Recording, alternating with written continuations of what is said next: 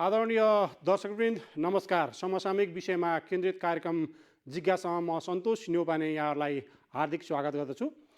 अहिले कोभिड-19बाट विश्व नै आक्रान्त छ र सँगसँगै हामी पनि यो रोगबाट अछुतो छैनौँ। यसका विभिन्न खालका प्रयासहरू भइरहेका छन्। यसबीचमा हामीले आज प्रदेश नम्बर 3 खास गरी बागमती प्रदेशले नीति तथा कार्यक्रम पनि ल्याइसकेको छ र बजेट पास गर्ने अभियानमा छ। प्रदेश नम्बर 3 मा खास गरी विकासका र सँगसँगै कोभिड-19सँग जुझ्नको लागि लड्नको लागि कस्ता योजनाहरू ल्याइएको छ लगायतका विविध विषयमा आज हामी कुराकानी गर्नेछौँ। हामीसँग हुनुहुन्छ डोरमणि पौडेल, मुख्यमन्त्री प्रदेश नम्बर 3 बागमती। उहाँ हाम्रो सम्पर्कमा आइसक्नु भएको छ। उहाँलाई पहिला हामी कार्यक्रममा स्वागत गरौँ। मुख्यमन्त्रीज्यू, कार्यक्रममा स्वागत छ यहाँलाई। हजुर, धन्यवाद। हजुरले यो समृद्धि हाम्रो सपना, हामी सबैको दृढ सङ्कल्प, इमान्दार प्रयत्न र मेहनतबाट सपनालाई यथार्थमा बदल्न सकिन्छ भनेर सुरुमा मुख्यमन्त्री भएपछि यहाँले चाहिँ यो एउटा उपदेश जस्तो चाहिँ यहाँले चाहिँ सुरुमा चाहिँ ल्याउनु भएको थियो। यो श्लोक र अहिले यहाँले जे कामहरू गरिराख्नु भएको छ मुख्यमन्त्री भइसकेपछि यसलाई हामीले चाहिँ कार्यान्वयनमा ल्याउन सकेका छौँ। अब कार्यान्वयनमा ल्याउने कुरोका प्रयत्न अधिकतम भइरहेका छन्। अब तपाईँलाई भन्नुपर्दा यो सिङ्गो संरचना नै नयाँ संरचना हो, मैले दोहोऱ्याइराख्नु पर्दैन। सङ्घीयता स्वयंमा आफै नहुनु, त्यसले गर्दा योको जस्तो एउटा संरचनाको विकास भइसकेको, संरचना स्थापित भइसकेको संस्था र यो बिल्कुल नयाँ संस्था भएको हुनाले नयाँ कल्चर पनि नयाँ हो, सङ्घीयता स्वयंमा नयाँ हो। यहाँका काम गर्ने मान्छेदेखि लिएर यहाँका ब्युरोक्रेसीहरू सबैको नयाँ भएको हुनाले हामीले 100% गर्नलाई चाहिँ गाह्रो भइरहेको छ। तर समग्रमा हामीले सोचेको भन्दा फरक ढङ्गले गएको छैन। जे बोलेको छु म चाहिँ तपाईँलाई स्पष्ट के भनौँ भने मैले नसक्ने कुरा बोल्दिनँ र जति कुरा गर्न सकिन्छ त्यसमा गरेर छोड्ने एउटा प्रतिबद्धताका साथ, कमिटमेन्टका साथ एनालाइसिस विश्लेषण गरेर यदि काम गर्न सकिन्छ भनेर नै बोलेको हुन्छु। त्यसले गर्दा मलाई लाग्छ मैले तपाईँसँगको अन्तर्वार्तामा अथवा तपाईँले जे कुरा रिपोर्ट गरेर भएको छ, जे कुरा मैले भनेको थिएँ त्यो भनेको कुरालाई मैले 100% म भन्न सक्दिनँ, किनभने 100% भनेको गाह्रै हुन्छ। 100% पुर्याउने कुरा गाह्रो छ, तर पनि त्यो लाइनमा छ, त्यो बाटोमा हामी हिँडिरहेका छौँ र त्यो जे कुरा बोलेको छ त्यसलाई पुरा गरेर छोड्ने प्रतिबद्धता हामीसँग छ। अब मुख्यमन्त्रीज्यू, अब खास गरी हामी सङ्घीय संरचनामा गएको पनि केही वर्ष भइसकेको छ। अब प्रदेश नम्बर 3 को विषयमा हामीले कुराकानी गर्ने हो भने नीति तथा कार्यक्रम आइसकेको छ र बजेट पारित हुने अवस्थामा छ। केही दिनपछि बजेट पारित हुन्छ। यसभन्दा अगाडि प्रदेश नम्बर 3 ले गरेका उल्लेखनीय कामहरू खास गरी सङ्घीय संरचनामा हामी गइसकेपछि कार्यान्वयन भइसकेपछि प्रदेश नम्बर 3 ले गरेका यसभन्दा अगाडिका मुख्य बुदागत रूपमा भन्नुपर्दा 1, 2, 3 हामीले एउटा जनताको लागि, राहतको लागि अथवा चाहिँ यो सङ्घीय संरचनालाई चाहिँ एउटा आधारको रूपमा टेकेर जे हामीले कामहरू गऱ्यौँ र भन्न सक्ने अवस्था छ यो हामीले मुख्य रूपमा चाहिँ यही कामहरू गऱ्यौँ भनेर 3 नम्बर प्रदेशले यसभन्दा अगाडि भन्न सकिन्छ। त्यसमा कुनै समस्या छैन। तपाईँलाई नै सजेसन गर्नुपर्ने गरी 3 नम्बर प्रदेश चाहिँ अलि नभन्दा राम्रो हुन्थ्यो कि, किनभने बागमती प्रदेश चाहिँ भन्दा राम्रो होला है। अब त्यसमा अलिकति ध्यान दिनुपर्ने भयो तपाईँले। अब मूलत मैले अघि नै पनि के भने हामी एउटा प्रतिबद्धताका साथ यो मुलुकलाई परिवर्तन गर्न, मुलुकलाई समृद्धिको दिशातर्फ लैजान, समृद्ध नेपाल र सुखी नेपालीको सपना त्यो अभियानलाई पुरा गर्ने सङ्कल्पका साथ यहाँ आएका र हाम्रो बाटो त्यही हो। हामी त्यही बाटो जानुपर्छ भन्ने कुरामा दुविधा रह्यो। अब त्यो बाटो जाँदाखेरि मैले अघि नै पनि के भने यो बिल्कुल नयाँ संरचना भएको हुनाले केही अब्स्ट्याकलहरू, केही अप्ठ्याराहरू रहे र लामो समयसम्म हामी कानुनको अभावमा पनि हामीलाई काम गर्न गाह्रो। अब बिना काम गर्न सकेन। झन्डै 1 वर्षको कार्यकाल हाम्रो कानुन निर्माण गर्ने कुरामा नै हाम्रो समय चाहिने त्यहाँ व्यतीत भयो र त्यसपछिको अहिले रनिङ इयर जुन अहिलेको आर्थिक वर्षमा हामी हिँडिरहेका छौँ र यो वर्ष नै हामीले केही काम गर्ने वर्षहरू हाम्रा हुन् र यसमा धेरै कुराको सुधार गर्नेदेखि लिएर एउटा अभियानका रूपमा यो वर्षलाई हामीले विकासको वर्ष, अघिल्लो वर्षलाई कानुनको वर्ष भनेर यो वर्षलाई विकास गर्नुपर्छ भनेर हामी लागेका छौँ। अब दुर्भाग्य भन्नुपर्छ, कोभिड-19ले फेरि पनि हाम्रो अभियानलाई जुन अभियान खोजिरहेका छौँ त्यसलाई रोक्ने र कोभिड-19 को कारणले त्यसलाई प्रभावित पार्यो नै। र हामीले जुन स्पिडमा, जुन गतिमा र विकासका निर्माणका कामहरू हुन गइरहेका थिए त्यसमा केही अवरोधहरू फेरि पनि सिर्जना भएको छ। र हामीले चाहे अनुरूप हामीले खर्च गर्न सक्ने अवस्था फेरि पनि रह्यो नि, किनभने सबभन्दा बढी खर्च हुने र सबैभन्दा बढी चाहिने काम गर्ने बेलामा नै यो चैत वैशाख जेठ नै हामी कोभिड-19 को मारमा पर्यौँ। त्यसैले हाम्रा कामहरूमा अवरुद्ध भएका छन्। अब यो बिचमा के गरे त भन्नुहुन्छ भने हामी, मेरो एउटा स्पष्ट नारा के हो भने हाम्रा हरेक एक्टिभिटिजहरू, हाम्रा हरेक गतिविधि र क्रियाकलापहरू र हाम्रा हरेक कामहरू त्यो जोसुकै जोडिएको भए तापनि, जतासुकै जस्तोसुकै भए पनि त्यो काम समृद्धिको यात्रातर्फ हुनुपर्छ। हरेक हाम्रा योजनाहरू केका लागि भन्दाखेरि त्यो योजना यो मुलुकलाई समृद्ध नेपाल कसरी बनाउने त्यतातिर केन्द्रित हुनुपर्छ, चाहे सानो योजना होस् चाहे ठुलो योजना होस्। अर्को हामीले भनेका छौँ हाम्रो संविधानले व्यवस्था गरेको छ हैन, समाजवादी अर्थतन्त्र, समाजवाद उन्मुख भनेर के भनेका छौँ। हामीले त्यसमा पनि ध्यान दिएका छौँ। हामीले संविधानको भावना र मर्म अनुसार समाजवादी बाटो पनि हिँड्नुपर्छ, किनभने यो कम्युनिस्टहरूको सरकार हो, अत्यधिक बहुमतको सरकार हो र यति बेला संविधानले भनेका संविधानमा नै समाजवादी बाटो अपनाउनु पर्छ भनेको हुनाले हामीले हरेक हाम्रा गतिविधिहरूलाई, हाम्रा काम कारबाहीहरूलाई हामी समाजवादतर्फ हुनुपर्छ भन्ने कुरालाई पनि हामीले एकदम प्राथमिकताका साथ राख्यौँ। र त्यसै गरी हाम्रा नीति योजना र कार्यक्रमहरू भन्दाखेरि हिजोका पार्टीहरूले लिएर आएका अगाडि सारेका घोषणापत्रहरू ती अत्यन्तै महत्त्वका साथ ती घोषणापत्रलाई एक केलाउँदै हामीले ती घोषणापत्रका आधारमा हामीले नीति र कार्यक्रमहरू लिएर आउनुपर्छ। र ती नीति र कार्यक्रमलाई कार्यान्वयन गर्ने दिशामा हामी लगभग अन्तिम चरणमा थियौँ। र मैले अघि भनिहालेँ, फेरि यो 3-4 महिनादेखि हामी बडो डिस्टर्बमा पर्यौँ र हामीले जस्तो सोचेको त्यो अनुसार काम अपेक्षाकृत भनौँ अथवा सन्तोषजनक ढङ्गले काम गरिएको भन्न सक्दैन, किनभने हामीले समयलाई साथ दिएन। अब मेजर पार्ट हाम्रो के हो त कामका के हो भन्दाखेरि एउटा अहिले तपाईँले कस्तो लाग्यो मलाई अहिले भने यो हामीले भौतिक निर्माणलाई नै सबैभन्दा ठुलो कुरो यही हो। र विकासका मतलब त्यो हुन्छ नि, विकास भनेकै नै भौतिक निर्माण हो भन्ने मान्यताले चाहिँ यो स्थापित गरेको, यो अहिले सबै तलदेखि माथिसम्म त्यो स्थापित छ।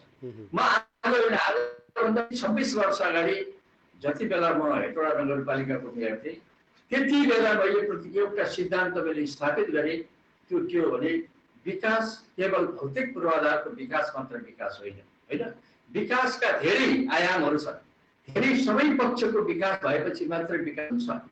हाम्रा मानसिकताको विकास, हाम्रा चिन्तनको विकास, सामाजिक को विकास होइन, आर्थिक सामाजिक रूपान्तरण, यी सबै कुरा नहुने र केवल चाहिँ भौतिक विकास ठुला भौतिक निर्माण मात्रै विकास होइन, त्यसले समृद्धिको दिशातर्फ जान सक्दैन भन्ने कुरा म एकदम प्रश्न थिएँ।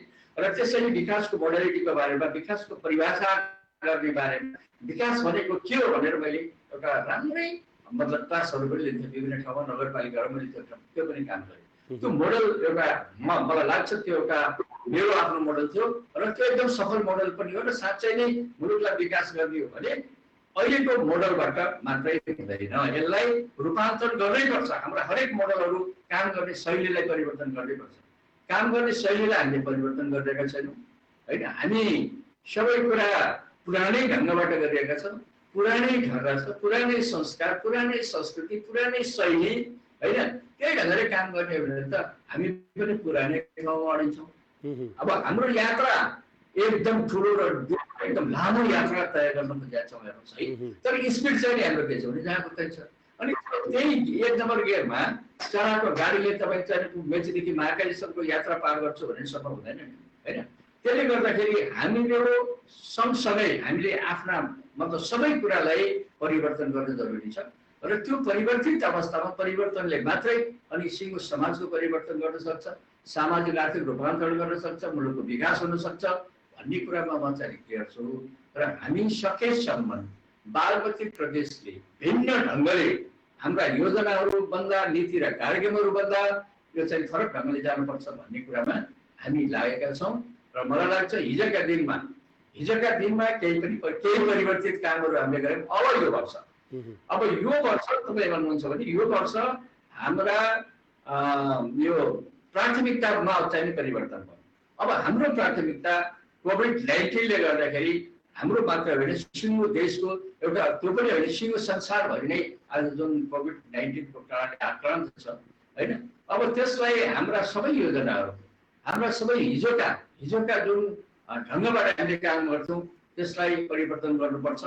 र अब हिजोको प्राथमिकता आजको प्राथमिकता नरहन सक्छ।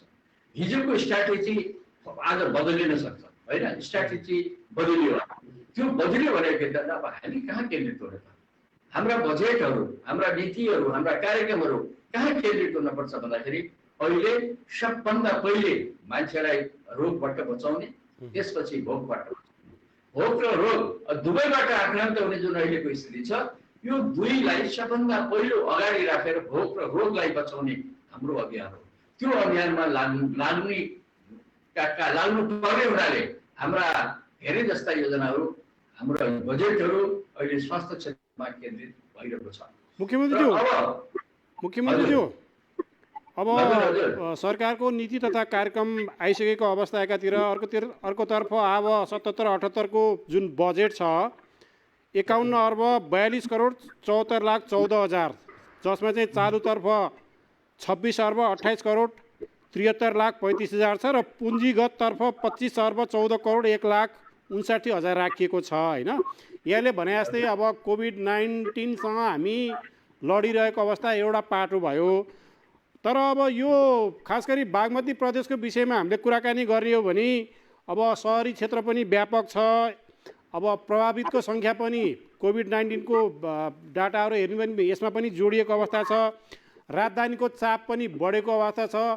यो बिचमा यहाँले जुन बजेट पनि ल्याउनु भयो, नीति तथा बजेट पारित भइसकेको अवस्था छैन, नीति तथा कार्यक्रममा हामीले ती बुदाहरू हेर्ने हो भने, व्यवस्थित सहरको पनि कुराकानी गर्ने हो भने यसलाई कसरी हामीले व्यवस्थापन गर्न सक्ने आधार हुन्छ छोटकरीमा भन्नुपर्दा? अब तपाईँले नीति र कार्यक्रम पढ्नुभयो, त्यो नीति र कार्यक्रमले मलाई लाग्छ धेरै क्षेत्रलाई समेटेको छ, धेरै क्षेत्रलाई समेट्ने प्रयत्न गरेको छ। यो सरकारले कुनै न कुनै हिसाबले सबैलाई सम्बोधन गर्नुपर्ने एउटा अर्को आवश्यकता पनि हो। हामीले सबै कुरालाई छोड्दै गयौँ र एउटातिर मात्रै केन्द्रित भएर पनि होइन होइन। त्यसलाई अहिले हिजोका कतिपय कन्टिन्युटी, कतिपय कामहरू छन् जुन कामलाई हामीले छोड्न सक्दैनौँ, अधुरा कामहरू छन्, अधुरा कामलाई हामीले निरन्तर दिनुपर्छ। हामीले बनाएका, आफैले बनाएका नीति र कार्यक्रमहरू जो सम्पन्न भइसकेका छन्, त्यसमा देशभर काम भएका छन्, त्यसलाई पनि हामीले निरन्तरता दिनुपर्ने हुन्छ। त्यसले गर्दाखेरि हामी सबै क्षेत्रमा मूलत फोकस, मैले अघि भन्दै थिएँ, फोकस हामीले केमा गर्यौँ भनेदेखि स्वास्थ्यको क्षेत्रमा र रोजगारीको क्षेत्रमा। रोजगारी कहाँबाट सृजना गर्ने भन्दाखेरि अहिले हामी रोजगारीको सृजना गर्ने कुरा भनेको अहिले एग्रिकल्चर, खेतीमै हो, कृषिमै हो। कृषि सबैभन्दा ठुलो प्राथमिकता, त्यसपछिको हाम्रो कृषि नै प्राथमिकता हो। कृषिमा एउटा नयाँ मोडल तपाईँलाई म सुनाउँछु। हिजोसम्म कृषिको जुन चाहिने अनुदानको दिने परम्परा थियो, अनुदान दिने र एकजना व्यक्तिलाई अनुदान दिएर निकै ठुला रकम एकजना व्यक्ति मात्रै धनी हुने अथवा एकजना व्यक्तिले मात्रै कमाउने जुन सिस्टम थियो, त्यो सिस्टमको हामीले अन्त गर्यौँ। यसपालि हामी अनुदान दिँदैनौँ। त्यसका निमित्त हामीले 3 अरब रुपियाँको एउटा बास्केट बनाएका छौँ। एउटा त्यसबाट हामी सबै सानादेखि ठुला किसानहरूसम्मलाई ऋण प्रवाह गर्छौँ र त्यो ऋणको ब्याज हामी मिना गर्न सक्छौँ।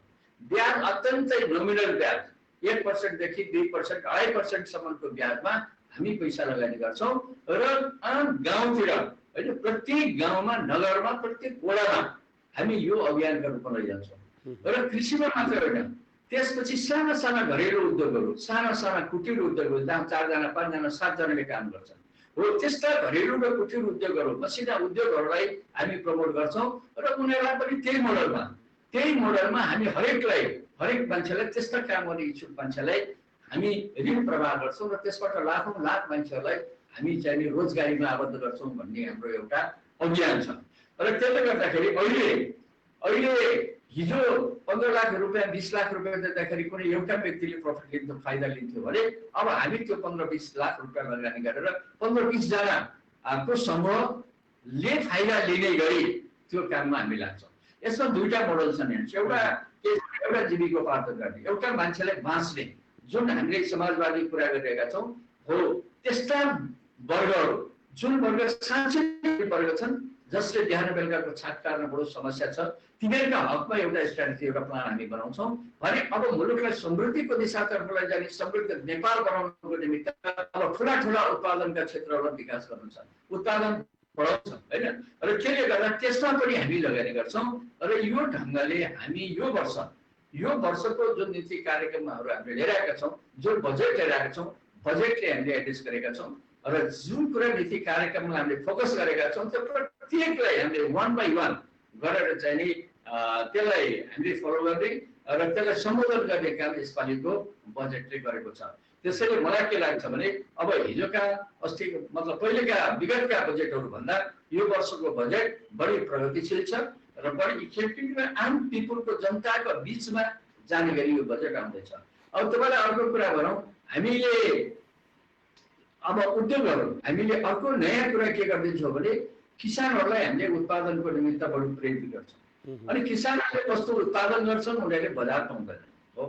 हामीले उत्पादनलाई चाहिँ बढी फोकस गर्छौँ, त्यो उत्पादित वस्तुको बजारको व्यवस्था चाहिँ हामीले गर्न सकिरहेका छैनौँ हो। त्यसका निमित्त अहिले हामीले फोकस गरेको अर्को विषय के भने किसानहरूले उत्पादन गरेका वस्तु अथवा साना व्यवसायीहरूले उत्पादन गरेका वस्तु, ती वस्तुलाई हामीले खरिद गर्दैछौँ। हामी स्थानीय तहसँगको समन्वयमा ती वस्तुहरू खरिद गर्दैछौँ।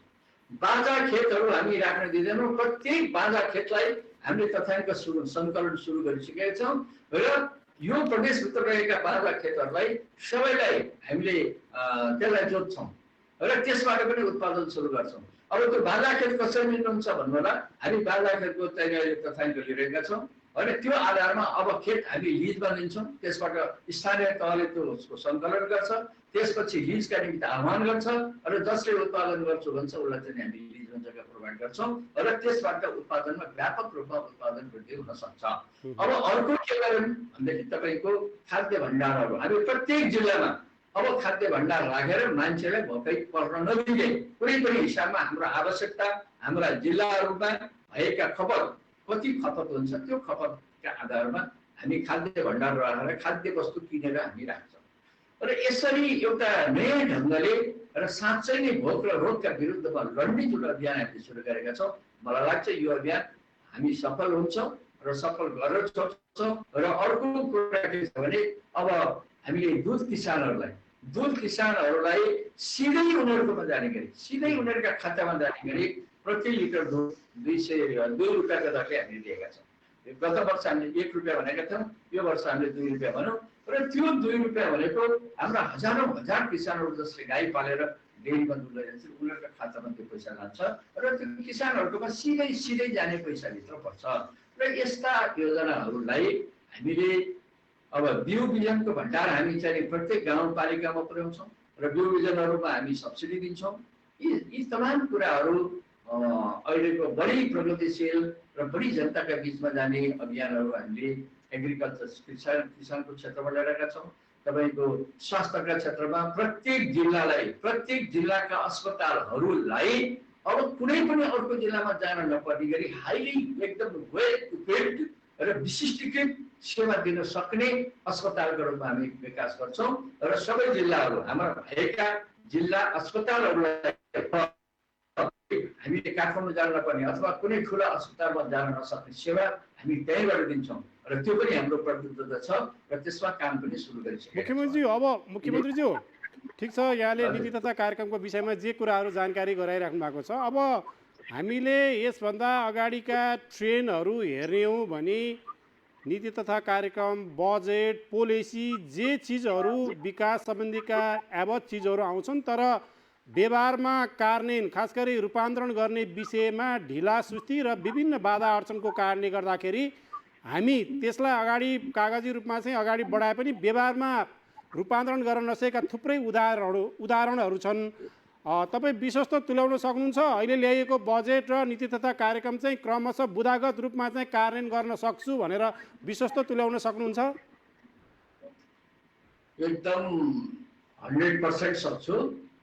यो नीति र कार्यक्रम जति गर्न सकिन्छ त्यति मात्र लिएर आएको भन्ने कुरा म विश्वस्त छु। गर्न नसक्ने कुरा हामीले भनेका छैनौँ र सबै गर्नुपर्छ। मैले अघि नै फेरि पनि तपाईँले एउटै कुरा चाहिँ के गर्यौँ भनेदेखि हाम्रो काम गर्ने जुन शैली र परम्परा छ, जुन संस्कार छ, त्यसलाई चाहिँ नि बदल्न सकिएको छैन।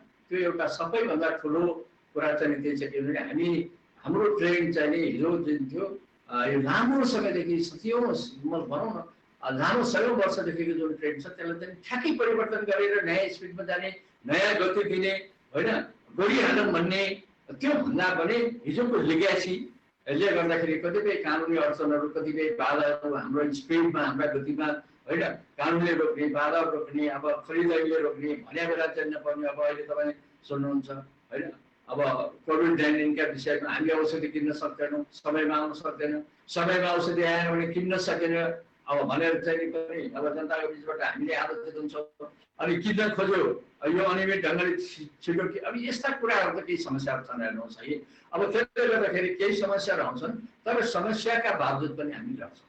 अब अहिले तपाईँलाई मैले एउटा कुरा छोडेँ, एउटा महत्त्वपूर्ण कुरा हामीले भौतिक पूर्वाधारको विषयमा पनि एउटा महत्त्वपूर्ण निर्णय हामीले गरेका छौँ र त्यो निर्णय भनेको के भने हामी भीमफेदीबाट यो कुलेखानीसम्मको सुरुङ मार्ग बनाउने भनेर पनि हामीले प्रतिबद्धता जारी गरेका छौँ। पुष्पबहादुर बोगटी सुरुङ मार्ग, हजुर।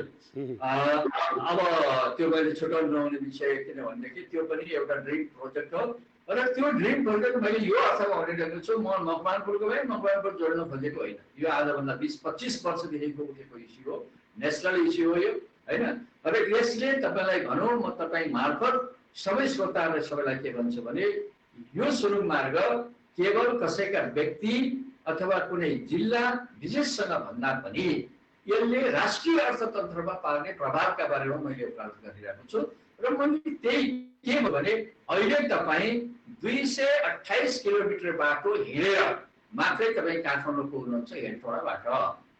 त्यो 228 किलोमिटर बाटो, फेरि यो सानो गाडीका कुरा गरिरहेको छैन मैले, ठुला गाडीहरू जो ट्रान्सपोर्टेसनहरू, होइन जुन कार्गो गाडीहरू, उनीहरूलाई चाहिँ नि 228 किलोमिटर हिँड्ने गाडीलाई यो बाटो बन्ने बित्तिकै हामी 52 किलोमिटरमा काठमाडौँ पुर्याउँछौँ।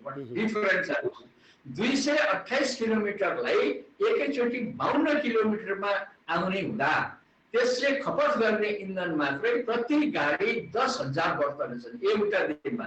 एक दिनमा एउटा गाडीको खपत इन्धनमा हुने खपतमा 10,000 बचत हुन्छ।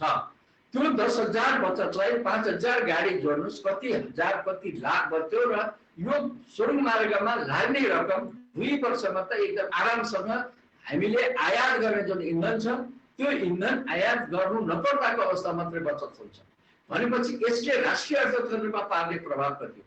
अब त्यो त इकोनोमी मात्रै कुरा, अब त्यसले टाइमको कन्ज्युम गर्नुहोस्। हामी 2 घन्टामा पुग्छौँ, अहिले 8 घन्टा 10 घन्टा हिँडेका छौँ।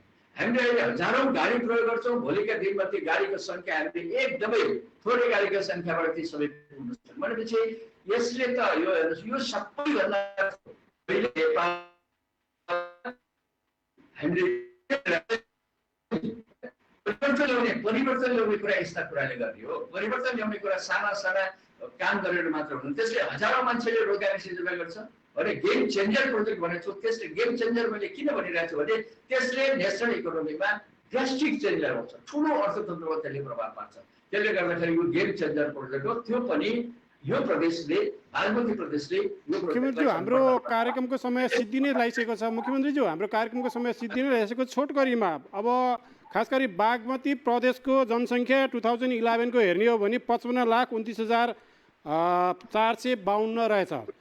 अब खास गरी सहर क्षेत्र एकदम प्रभावित बनिरहेको अवस्था, हामी चाहिँ सहरहरू पनि यो प्रदेशमा बढी, बागमती प्रदेशमा बढिरहेको अवस्था, त्यसपछि जनसङ्ख्या पनि बढेको अवस्था, बेरोजगारी समस्या एकातिर पनि बढिरहेको अवस्था छ। व्यवस्थित सहरको पनि हामीले कुराकानी गरिरहेका थियौँ, पुरानो सिटीलाई नयाँ सिटी बनाउने, पुरानो सिटी एज इट इज राख्ने र नयाँ सिटीको कन्सेप्ट पनि लिएर आएका थियौँ। छोटकरीमा भन्नुपर्दा बागमती प्रदेशलाई एउटा हेर्न लायक प्रदेश बनाउने अभियान, हुन त नीति तथा कार्यक्रममा सबै कुरा आइरहेका छन्, तैपनि छोटकरीमा भन्नुपर्दा यो सहरहरू व्यवस्थित गर्ने विषयमा अलिकति बताइदिनुहोस् न छोटकरीमा। यस्तो हेर्नुहोस्, अब यो म चाहिँ तपाईँलाई थाहा होला, म झन्डै 25-26 वर्ष सहरीकै बारेमा होइन, नगरपालिका सङ्घको अध्यक्षको हिसाबले मैले राष्ट्रिय अन्तर्राष्ट्रिय धेरै अध्ययन पनि गरेको छु। मेरा धेरै आफ्ना पनि छन्, अनुभव पनि छन् धेरै कुराले, र म सुरुकै दिनदेखि म सहर व्यवस्थापन गर्नुपर्छ भन्ने पक्षकै मान्छे हो। म यो आयोगमा पनि बसेँ, तपाईँलाई थाहा होला होइन, यो पुनर्संरचना आयोगमा बसेर पनि नगरपालिकाहरूको कस्तो हुनुपर्छ यी सबै कुरामा पनि मेरो भूमिका त्यहाँ धेरै थियो। त्यसले गर्दाखेरि सहरका भाषामा एकदम क्लियर छ। म एउटै कुरामा के भन्छु भने, मैले फेरि दोहोऱ्याएर तेह्राएरै भन्नुपर्ने कुरा नै हाम्रो मानसिकता, हाम्रो संस्कार बदलिएन। र यो अर्थमा म किन भनिरहेको छु भने, हामी अब काठमाडौँ उपत्यकालाई फेरि त्यहाँ चाहिँ जनसङ्ख्या थप्ने खालका मोडलमा हामीले काम गर्नु हुँदैन। अब काठमाडौँको जनसङ्ख्या बढी छ, काठमाडौँबाट जनसङ्ख्यालाई डाइभर्ट गर्नुपर्छ। हाम्रो 20 वर्षको स्टडी अध्ययन धेरै पटकका सेमिनार गोष्ठीमा भाग लिएर भनेका कुराहरू नि होइन। अब अहिले के भइरहेको छ भने, फेरि पनि काठमाडौँका वरिपरि सहरको डेभलप गर्ने होइन, आउट फेरि जानुपर्छ। तब मात्र तपाईँ जबसम्म डिसेन्ट्रलाइजेसनको पक्षमा सबैलाई विकेन्द्रीकृत गर्नुहुन, तपाईँका ठुला होइन हस्पिटलहरू, ठुला कलेजहरू, मेडिकल कलेजहरू सबै काठमाडौँ थुपर्ने होइन, अनि काठमाडौँको क्राउडलाई चाहिँ बढाउने, वातावरणलाई प्रदूषित बनाउने, बस्ने ठाउँ छैन होइन। अब त्यस्तालाई बाहिर हटाउनुको निमित्त के गर्नु पर्यो भने, बाहिरको डेभलपमेन्टमा बढी जोड दिनु पर्यो। बाहिर विकास हुन बाहिर तपाईँको भ्यालीभन्दा बाहिरको विकास हुने बित्तिकै काठमाडौँको चाप घट्छ। जबसम्म काठमाडौँको चाप हामीले घटाउन सक्दैनौँ त्यति बेलासम्म हामीले व्यवस्थित सहरीकरण गर्न सक्दैनौँ काठमाडौँको हकमा। अब अर्को सुन्नुहोस्, अर्को सबैभन्दा सहरीकरणलाई व्यवस्थित गर्ने भनेको यो तपाईँको ल्यान्ड डेभलपमेन्ट प्रोजेक्ट हो, ल्यान्ड पुलिङ हो। ल्यान्ड पुलिङको मार्फत अहिलेको हामीले राखेका पनि छौँ, र ल्यान्ड पुलिङै यो व्यवस्थित सहरीकरण गर्ने। अहिले तपाईँको चाहिँ यो के भन्छ, ठेकेदारहरूले यो जग्गा प्लटिङका नाममा पनि एउटा त सहर त्यसै पनि अस्तव्यस्त छ, अनि प्लटिङ गर्नेले पनि के गर्छ भने त्यसका कुनै मापदण्ड, नगरपालिकाका सहरका कुनै मापदण्ड भन्दा विपरीत ढङ्गले जग्गा प्लटिङ गर्ने, अनि त्यहाँ चाहिँ साना गल्ली राख्ने, साना बाटा राख्ने, सेवा सुविधा केही पनि नदिने गरेर तमाम हाम्रा चाहिँ खेती योग्य जग्गाहरू त्यहाँ समाप्त भइरहेको छ। ल्यान्ड युज प्लान हामीसँग छैन, ल्यान्ड युज प्लान नबनाइकन हामी कुनै प्लान गर्न सक्दैनौँ होइन। ल्यान्ड युज प्लानले त मात्रै तपाईँ चाहिँ कुन ठाउँमा कुन क्षेत्रमा के गर्ने भन्ने कुरा टुङ्गो छ, त्यो नै हामीसँग छैन। त्यसैले हरेक गाउँपालिका नगरपालिकाले ल्यान्ड युज प्लान बनाउनुपर्छ, त्यसका आधारमा डेभलप गर्नुपर्छ, र जग्गा विकास कार्यक्रम मुख्यमन्त्री हाम्रो कार्यक्रमको समय सिद्धिसक्यो। फेरि हामी कुनै दिन खास गरी बागमती प्रदेशकै विषयमा हामी फेरि यहाँसँग कुराकानी गर्नेछौँ। अहिले कार्यक्रमको समय सिद्धियो, यहाँले व्यस्त समयमा पनि नेपाल टेलिभिजनलाई जुन समय दिएर आफ्नो भनाइहरू राखिदिनु भयो, खास गरी नीति तथा कार्यक्रमको बजेटको र आगामी प्लानको विषयमा यहाँलाई धेरै धन्यवाद छ।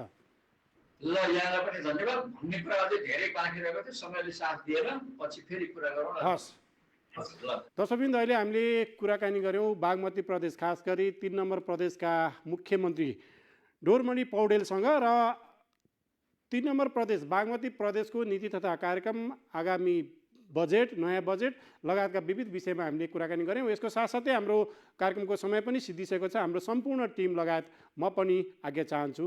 नमस्कार।